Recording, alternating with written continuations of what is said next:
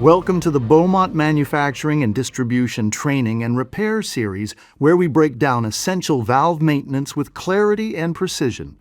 Today, we will be doing a complete tear down and rebuild of our CV30 reverse acting control valve. Shown here is the list of tools required for the repair.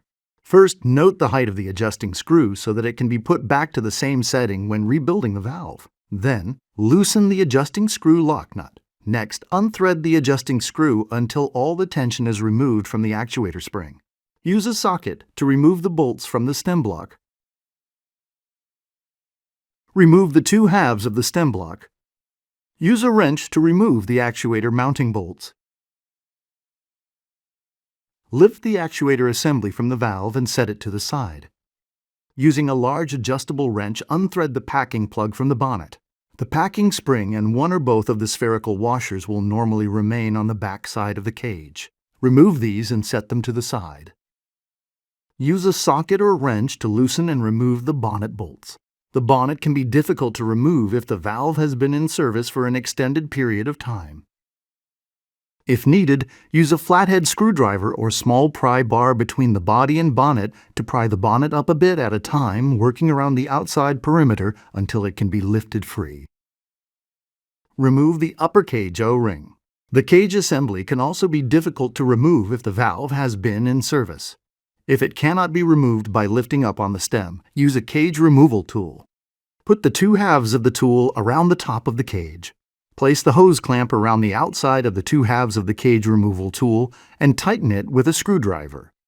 Then tighten the 4 bolts down into the cage tool a little at a time with a socket wrench to pull the cage free of the body. Check to see if the lower cage O-ring has lifted out with the cage assembly. If it is not around the bottom of the seat, then it has been left in the body. Remove it. Begin disassembling the cage assembly by removing the lower body O-ring. Then use a seat removal tool to unthread the seat from the bottom of the cage. Remove the seat. Use a pick to remove the soft seat from the seat ring. Use a dead blow hammer to gently tap the top of the stem to drive the plug assembly out of the cage. Use a pick to remove the quad ring and backup rings from inside the cage. Use a socket wrench to loosen and remove the plug bolt. Remove the plug tip, plug ring, and plug O-ring. Use an 1/8 punch to drive out the roll pin connecting the stem to the plug, then unthread the plug from the stem. Take the packing plug and remove the O-ring from the bottom of it. Turn the packing plug over and use snap ring pliers to remove the snap ring. Then use the pick again to remove the small retaining washer and the felt ring underneath. If the spherical washers are still inside, remove them with a pick. Continue to use the pick or a punch and a hammer to remove the packing. To break down the actuator housing, begin by removing all the nuts and bolts. Remove the upper housing then. Take off the spring and spring plate. Then pull the diaphragm assembly from the lower housing. Remove the housing O-ring. Begin disassembling the diaphragm assembly by using 2 wrenches to loosen and remove the jam nut and standard nut from the diaphragm assembly. Remove the lock washer and spring plate washer followed by the diaphragm plate. Remove the diaphragm and take off the small diaphragm O-ring. Finally, remove the lower bearing washer. Now that the valve is completely disassembled, inspect all parts for wear and damage. Clean up the existing parts and replace damaged parts as needed. BMD recommends replacing all O-rings and packing when rebuilding a valve. Repair kits are available through our distributors and reps. To reassemble the valve, start by rebuilding the diaphragm assembly. Make sure the lower nut is almost at the end of the stem threads. Place the lower bearing washer, then the diaphragm O-ring, followed by the diaphragm. The CV30 uses a molded diaphragm, so the concave side of the diaphragm should face toward the diaphragm plate. Next, put on the diaphragm plate, spring plate washer, and lock washer. Thread on and tighten the standard nut followed by the jam nut.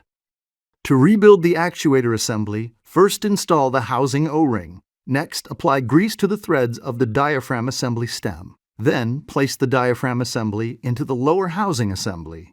Use caution during this step to prevent damaging the housing O-ring. Put the spring and upper spring plate back onto the diaphragm plate. Put anti-seize on the top of the spring plate. Then place the upper housing back onto the lower housing. Reinstall all the housing nuts and bolts, remembering to put back the nameplate as well. The cage assembly contains all the parts of a BMD trim repair kit. This entire assembly can be purchased and swapped out as a single unit. For the purposes of this video, the rebuilding of this assembly will be shown. Begin by threading the plug back onto the lower stem and use a hammer and punch to reinstall the roll pin. Rebuild the plug assembly starting with the plug O-ring, followed by the plug ring and plug tip. Coat the plug bolt with thread locker, and then insert and tighten the bolt. Then reinstall the first cage backup ring followed by the cage quad ring and then the second cage backup ring. Grease the cage seals well, then push the plug assembly into the cage. Reinstall the soft seat insert. Thread on the seat ring and use a seat tool to tighten it. Install the upper and lower cage O-rings and grease them. Grease the seat ring well to help hold the body O-ring in place. Put the body O-ring onto the seat ring and apply more grease. Then place the cage assembly into the valve body. Press the assembly into the body until the lower cage O-ring is inside the upper body bore. A dead blow hammer may be needed to help get the cage seated into the body. Place the bonnet over the top of the cage and press it into place. If it is too difficult to press down all the way, use 2 of the bonnet bolts to pull it into place. Apply anti-seize to the bonnet bolts, then install them. Use a socket wrench to tighten the bolts. The packing repair kit contains the following parts, except for the packing plug and O-ring. The 2-inch size takes 1 felt washer and the larger sizes take 2 felt washers. Rebuild the packing plug assembly. To ensure the longest possible packing life, BMD recommends greasing the packing using a synthetic multi-purpose grease before installation. Apply it between each packing ring, then restack the rings.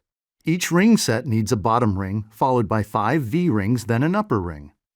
Install the packing into the packing plug, making sure that the taller upper ring goes in first. Use a hollow tube and a hammer to tap it into place. Install the packing plug O-ring. Turn the packing plug over and place a felt ring into the top of the packing plug. Place the retaining washer over the felt ring and install the snap ring. Grease the packing plug O-ring, then apply anti-seize to the threads of the packing plug. Place the packing spring over the stem onto the top of the cage.